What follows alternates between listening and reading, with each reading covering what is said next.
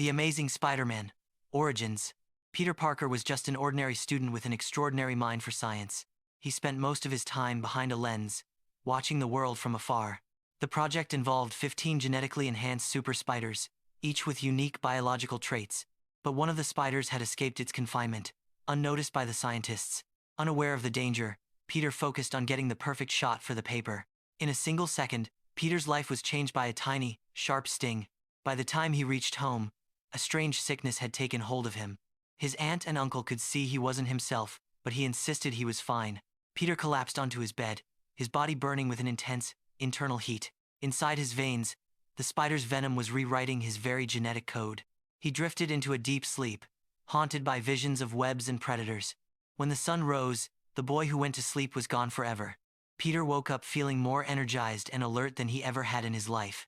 He reached for his glasses, only to find that his vision was now perfect. Looking in the mirror, he didn't recognize the person staring back at him. He accidentally crushed his alarm clock as if it were made of thin glass. His hands felt sticky, as if he had developed a supernatural grip on everything. Peter realized he had gained the proportionate strength and agility of a spider. At school, Peter's senses were overwhelmed by a flood of new information. He could feel every vibration, every movement in the air around him. When a bully tried to trip him, Peter's body reacted before he even thought. The cafeteria became the stage for his first public display of power.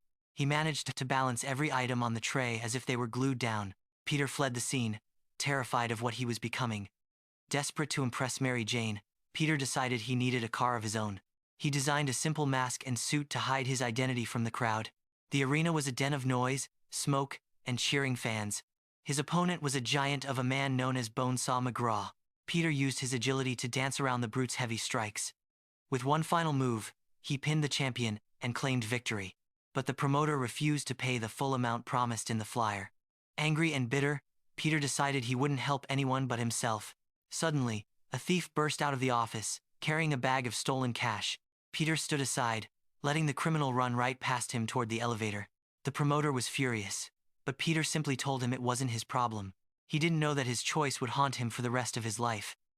Walking back to the library, Peter saw a crowd gathered around an ambulance. His heart shattered when he saw Uncle Ben lying on the cold pavement. With his final breath, Ben looked at Peter with love and sadness. Filled with a white-hot rage, Peter set out to find the man responsible. He swung through the city, tracking the sound of the police sirens.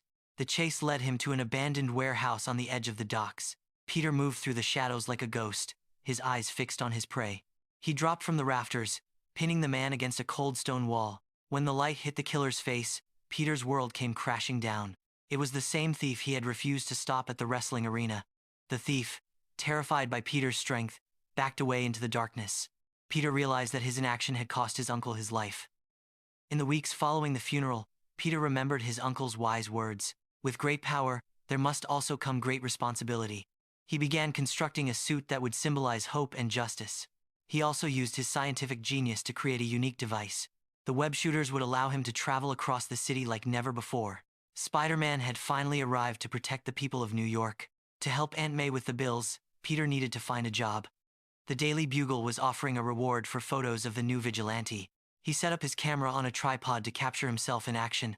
Jonah Jameson was the loud and demanding editor-in-chief of the Bugle. Peter walked in with the first clear photos of Spider-Man ever taken. He was hired on the spot, though the pay was far from great.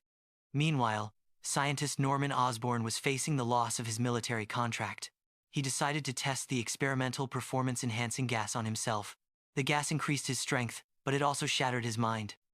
A new, darker personality emerged from the smoke and madness. He stole a prototype glider and a powerful armored flight suit.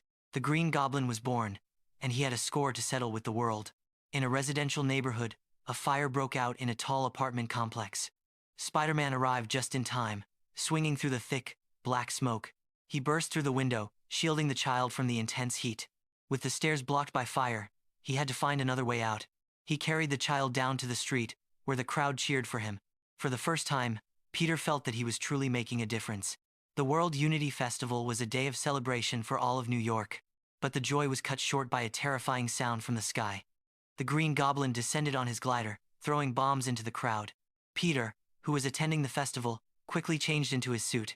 Spider-Man leapt into action, catching a falling balcony before it crushed the people. The goblin noticed the hero and flew toward him with a menacing laugh.